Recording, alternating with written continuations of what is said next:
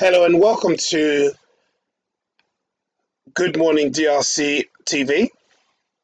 I bring you this conversation today between a member of parliament representing Goma in Kinshasa. The member of parliament here, Mohindo Nzangi, has been a member of parliament since 2006. He was born in Goma, grew up in Goma. He understands war. He understands the problems that engulf that part of the country. And he has seen pretty much, if you like, all the facets of this war that has been raging for the last 30 years. And I want to get his take on this and where he thinks this current situation would lead us and how we are going to overcome the problem that we have in our country today. I'm inviting you to listen to him so you can make up your mind for yourself. But having listened to what he said, this is why I thought it was important for me to bring it to my listeners so you can understand what frame of mind is Kagame in and why is the situation the way it is. What we have witnessed in our own eyes as to the invasion of Rwanda here in January. But please, I invite you to listen. He's speaking in Lingala. I'm going to put it into English for you as much as I can. So listen to Mohindo Nzangi. He's a member of parliament. And here we go. I've been a member of parliament since 2006. I'm one of the people who fought. It's not easy to be fighting wars. It's not a joke. It's not a movie. It's something that you prepare for a long time. Kagame a décidé de déstabiliser. J'allais dire. Kagame has decided to destabilize. Kagame wants to destabilize Felix Tshisekedi's regime. He has prepared himself well more than us. We were not expecting this. During the elections, it happened the way it happened. The president decided to say that we're not going to finish this war as we have ended the others. In 2017, CNDP, there was also the agreement of M23. It means, in clear terms, Rwanda has established the Democratic Republic of Congo since 1996, two corridors. Security corridor, and the second one is the economic one. Since 95, 96, it is Rwanda that militarily he's using Congolese to take in charge of the eastern part of Congo. And the military corridor, he has established a military corridor in the DRC. So between Rwanda, he wants to fight Rwandese in Congo. All the agreements that have taken place have as the basis that you must leave him that military corridor before anybody becomes a commander or a major. Kagame must give his agreement. For you to be a leader or a military major, or in Bukavu or in Rutshuru, Kagame must give his consent.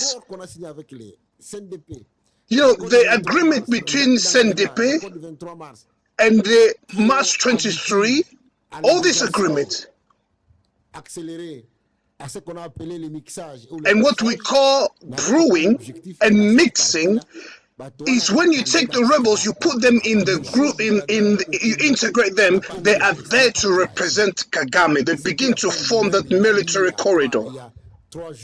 It's been 3 days.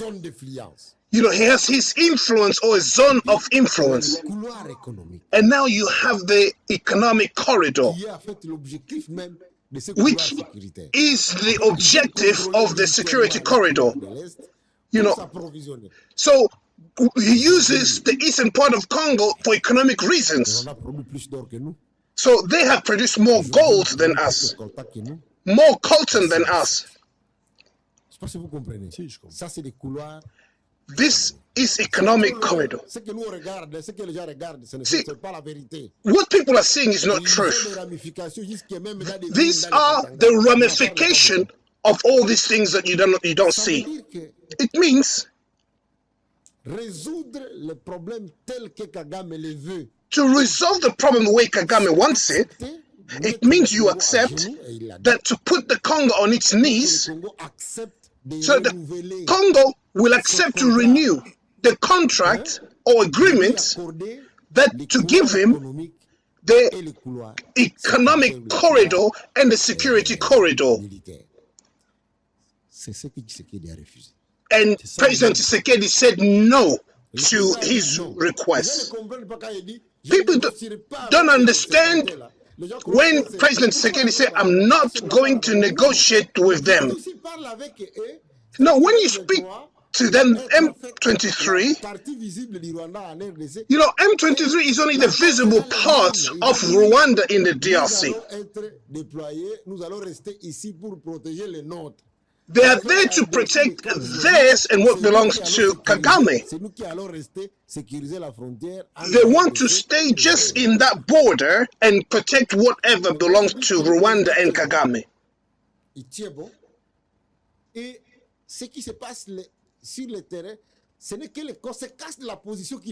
What is happening in the DRC is a consequence of the decision that the president has taken. And so Kagame said, because you are withstanding me, I'm going to come against the DRC. So the president cannot accept what Joseph Kabila accepted, and this is the basis of all the conflict now in the DRC. Now, what is the problem that we have?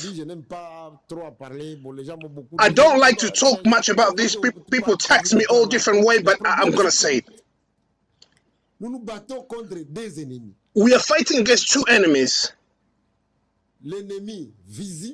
The visible enemy, which is Rwanda armies, and the people they have recruited that we call M23, and invisible agents that are within our system. And they're working for Rwanda.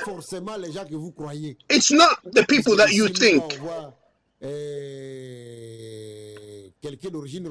Especially when you see somebody who looks like a Rwandese, you think that's an invisible agent. No, don't lie to yourself. No, it's not necessarily those people.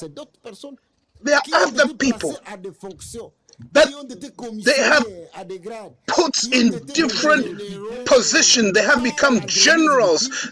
They have become major leaders in government position by the consent or the blessing of Kagame. They do serve him.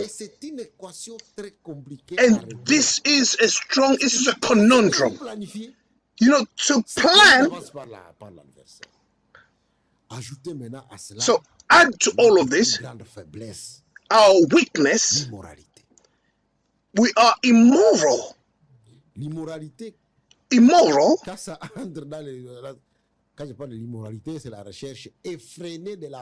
When I say immoral, is that we want money so bad that we will pay any price to get money, and Kagame knows it.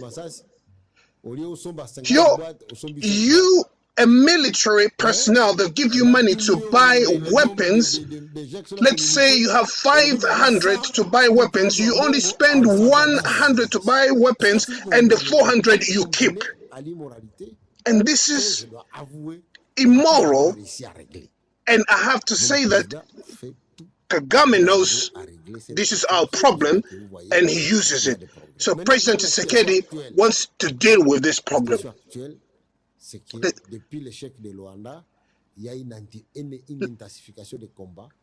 Let me say this. Since the Rwanda meeting failed, Kagame has intensified fighting. There is pressure on Goma and Walikale. Since the change that took place,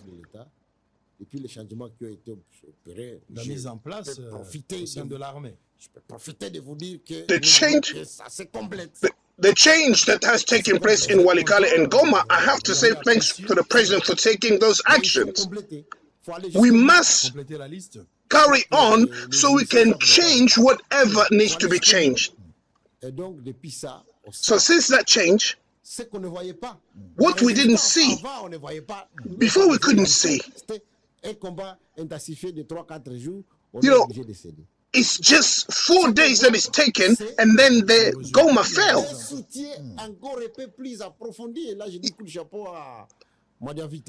So a support was needed in order to support the people who were in Goma. But if it wasn't for the Wazalendo who were there, we were going to give up at the first hour.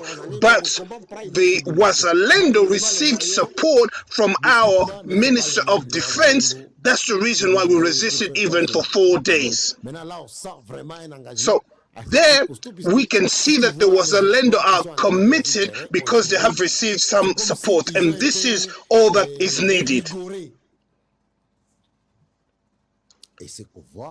And what we see equipment and different things that the government is now doing.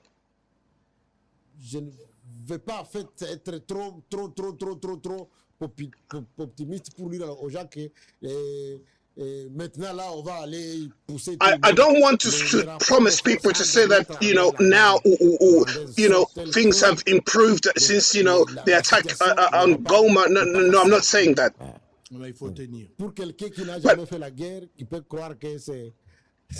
For somebody who's never been in war before, you may underestimate the efforts that is deployed there.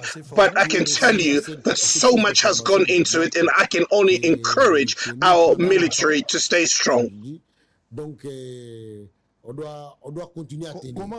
We have to continue to fight. I know we will win this fight.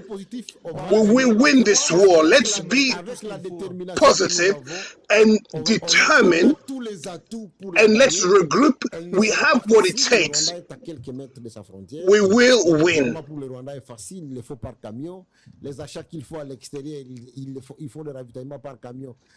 Everything that comes to them, they have to use our borders to do that. But we have a lot in our arsenal that we can supply and help the people in Goma, so we can obviously take things in our hands.